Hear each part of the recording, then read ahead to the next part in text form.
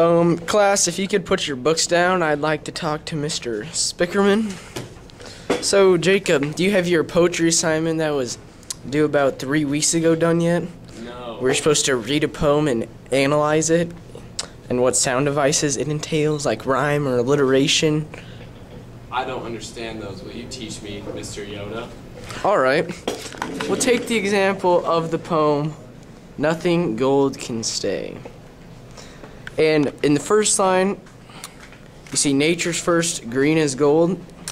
That would be alliteration. And then you see some repetition in the second and third lines when they say her in both lines. There's actually more alliteration in the second line, hew to hold.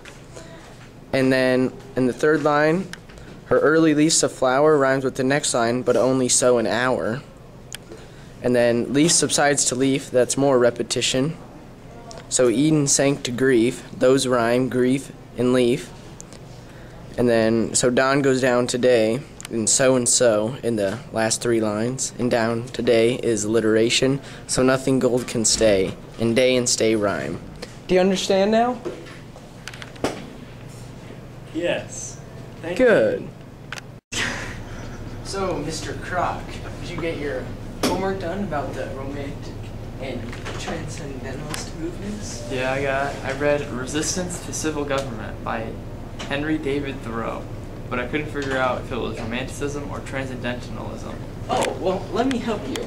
Romanticism was a literary movement that rebelled against the age of reason and celebrated emotions, imagination, and individualism. Yippee. This was written for the high-class citizens, and it was more difficult to read, and a lot of people in that time didn't know how to read. So if this was a more challenging story, then it might have fit in that movement. Now, transcendentalism was not really a separate movement, but more of an extension of that, and it believed that a higher truth existed beyond the material world. They believed that truth and a stronger connection to God could be found through intuition. So if you were true to yourself, then basically you'd have a good life, and you'd be rewarded in that. God and the truth was really all that mattered. They didn't really care about class standing, and I can't remember the author's name, but one of them lived down in the woods for a few years. I think that might have been Thoreau, actually. I think it was. So, depending on what you see, I mean, it could probably fit into both, but I would have to side with the transcendentalism because he's rebelling against the government because he doesn't want to do the things that they say. He just wants to be true to himself. Now, what would you say? I probably agree with you. All right. And was there any allegory or symbolism in that? Not really. But could you explain it to me, allegory and symbolism, for I understand it next time I read? Well, allegory, if I remember right, was like, it was something that stood for something. So, remember when we read Dr. Heidegger's earlier in the year, and all those separate people stood for something. Like the ladies stood for lust, and one of them stood for greed, and all those separate things. And symbolism allegory is a form of symbolism because it's where you make things symbolic. So like, maybe Mrs. Lorenzen has that cup because it stands for her dog that died. Or something along those lines. Do you understand now? That makes a lot of sense. Signal. And Mr. Himes, did you get your homework done about the Gothic and modern literature and how that is fiction? Yeah. Would you like to tell me a little bit about that?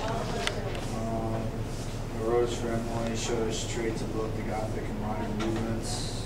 It represents the Gothic movement by having that death/love feel to it, and the example would be when Emily slept with her dead husband for multiple years after his death. That the theme is death. Death is shown within the story, both literally and figuratively. Five deaths are discussed through the passage, and there are obvious references to death throughout the story. Had the setting as the city where Emily lived, and the protagonist would be Emily because she's the main character, and the antagonist would be city where Emily lives, because they're always going against Emily. I'd say you covered basically everything that I'd like you to do. Now, one thing I'd like you to take a look at is theme, because that's the message you're supposed to receive. And definitely when I read that story, I've read it every year, I definitely think that the message I got is that you can't live in the past, because Emily always wanted to be in the past from her dad, because her dad left her with nobody. And she was so attached to her husband that she couldn't even let the dead man go, and so he rotted in her bed, which is disturbing. But other than that, I think you covered basically all the material very well. Nice job, Ian.